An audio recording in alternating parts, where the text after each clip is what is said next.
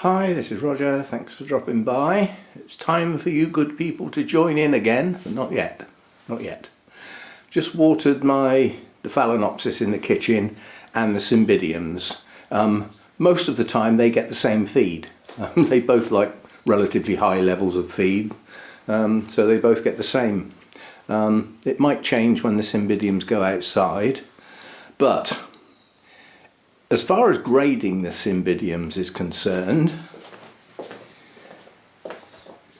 that's an A. It's just an A, it just is. It's got loads of new growths, lovely healthy leaves. These two that are one and the same, I gave the smaller one a B, simply because it's a very small plant. It's got two new growths though, so a 2-bulb plant is pushing up 2 new growths, which doubles its size.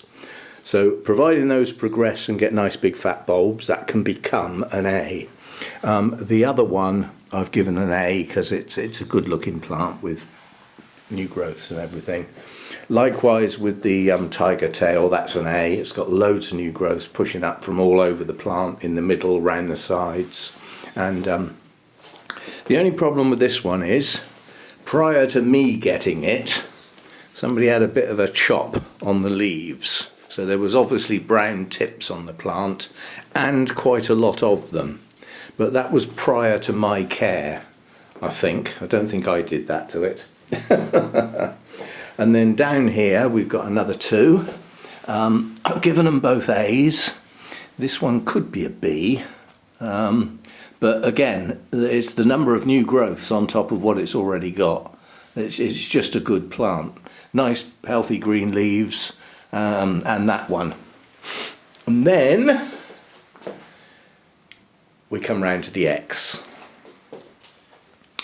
This is the one I look after for Hannah that potentially has a virus.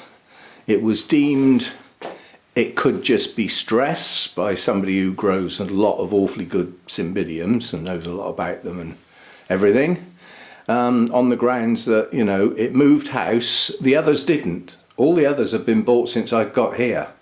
Yeah, so they didn't move house. This one moved house. It spent a season indoors. It got repotted. It then got thrown outside here. Yet another change of environment. Had several heat waves. And it was deemed it's probably just stress and it's cell damage. And I said, well, let's wait for the new growth and see what we get. Well, we have a new growth. We looked at it.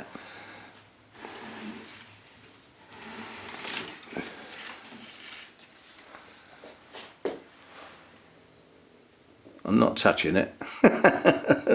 Oh, I can wash my hands, I suppose. That's the new growth. It has exactly the same mosaic pattern on the new leaves, on all of them. So the whole of that new growth is the same as this. Now that's not strictly speaking my plant, it's Hannah's, and I look after it for her. She's down this weekend. I will discuss it with her, but I'm going to put it to her that keeping it, now that I've got other Cymbidiums around, endangers the whole collection of Cymbidiums. And it's also possible, if this is mosaic virus, which it looks like, that can get into Oncidiums as well. So the longer this is around, the more danger it, you know, poses. So I'd rather throw it away. I'd rather have done with it. You say what you think. You know, if it was your plant, well, if it was your plant, you'd have probably dumped it a long time ago. But I wanted to give it a chance and let a new growth grow. The new growth has shown no signs of improvement whatsoever. So I'm not prepared to jeopardise the rest of the Cymbidiums. So I think it will have to go. I'll chat it over with Hannah. It's a shame, I've had that plant a very long time.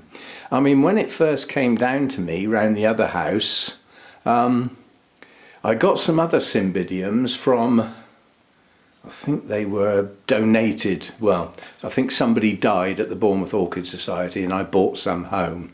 And they all spent the winter outside, literally. They were all along the front. Now they had an overhang of the house, So they didn't get absolutely soaking wet, but they would have frozen, the pots would have frozen and everything. They all survived, but that included this one. The others went to a friend.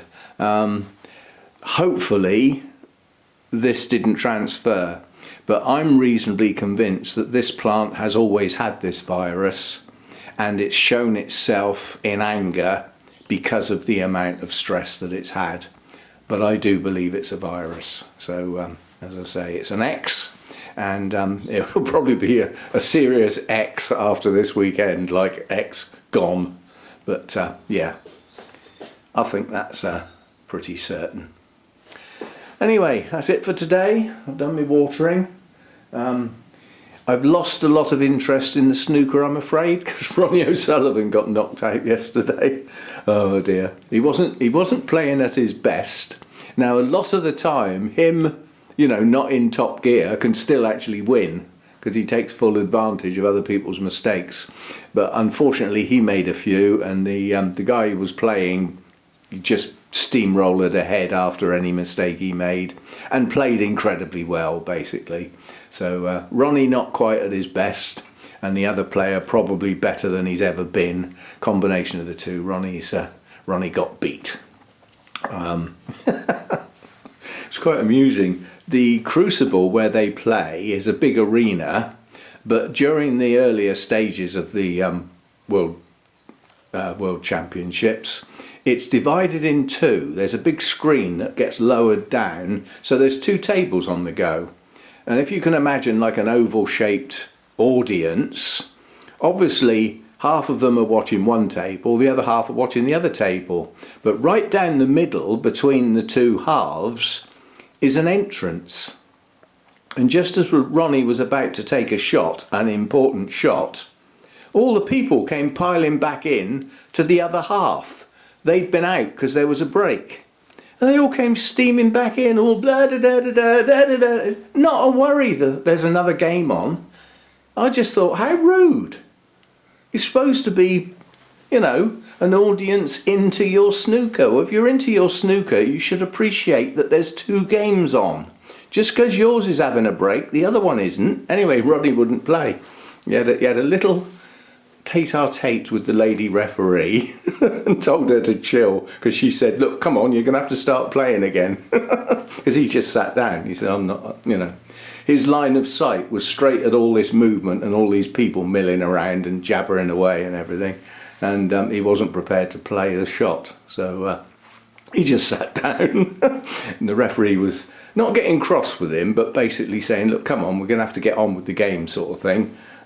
This is how this arena works, you should know that. And he just waved his hand at it and said, just chill.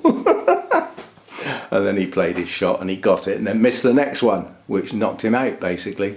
He missed what should have been an easy shot, and the other guy took advantage of it. So yeah, that happens. That's a strange game. Snooker can turn any minute. It can just turn.